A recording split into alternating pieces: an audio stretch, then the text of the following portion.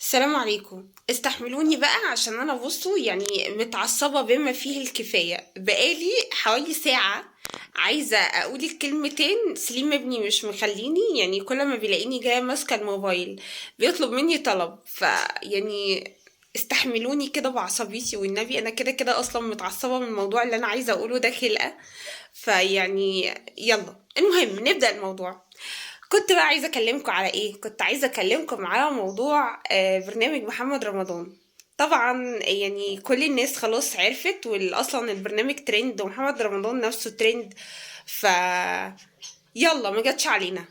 بس أنا بقى والله يعني عايزة أتكلم في وجهة نظر مختلفة شوية عن وجهات النظر اللي أنا شفتها خلال الفترة اللي فاتت. عايز إيه؟ عايز يعلي التلفزيون. طيب أهو. طيب، كنت عايزة بس أقول لكم وجهة نظر مختلفة شوية عن وجهات النظر اللي شفتها الفترة اللي فاتت. ناس كتير يمكن قريت لها بوستات بتتكلم عن إنه مثلا إنه النوعية دي من البرامج على المدى البعيد هتسبب إنه الناس هتبقى اعتمادية وما إلى ذلك يعني. حد تاني كاتب انه ايه ده، انتوا نسيتوا خلاص دلوقتي محمد رمضان بقى هو احلى حاجة في الكون، وبقى هو اللي مفيش زيه اتنين. مش ده اللي هو عمل اعلان كوكاكولا وقت ازمة غزة؟ مش ده اللي هو معرفش عمل ايه للطيار؟ مش فاكرة القصة يعني، مش بتابع اصلا الحمد لله. آم، انا بقى يعني انا بقى كحد من الشعب المطحون، انا مالي؟ يعني انا مالي محمد رمضان او غير محمد رمضان عمل ايه في حياته؟ انا اللي ليا انه السنه دي يا جماعه في رمضان ناس كتير حرفيا اتجبر بخاطرها. الناس دي ما كانش حد باصص لها اصلا ولا يعرف عنها حاجه. بالمناسبة حوار انه محمد رمضان هيعلم الناس الاعتمادية بالبرنامج ده او البرامج اللي شبه كده.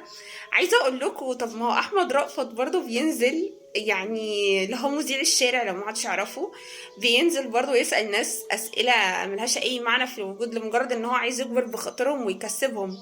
فهل فعلا نوعية البرامج دي حرام او الفلوس اللي بتيجي منها حرام؟ اطلاقا يا جماعه، يا جماعه الناس دي والله العظيم في ناس مطحونه.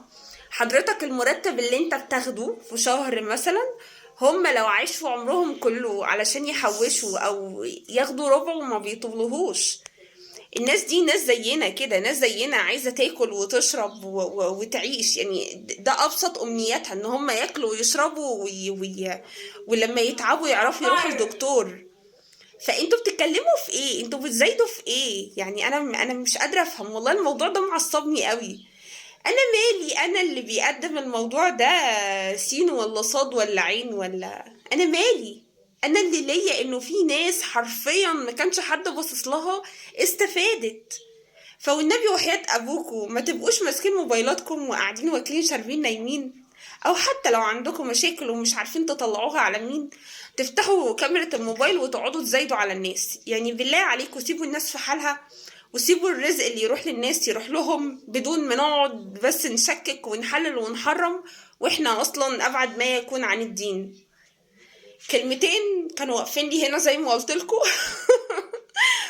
وقلت ابدا والله ما اسكت، لازم انزلهم لكم واقولهم. وانا كده كده اصلا سليم معصبني، فيعني يلا بقى قابله. السلام عليكم ورمضان كريم.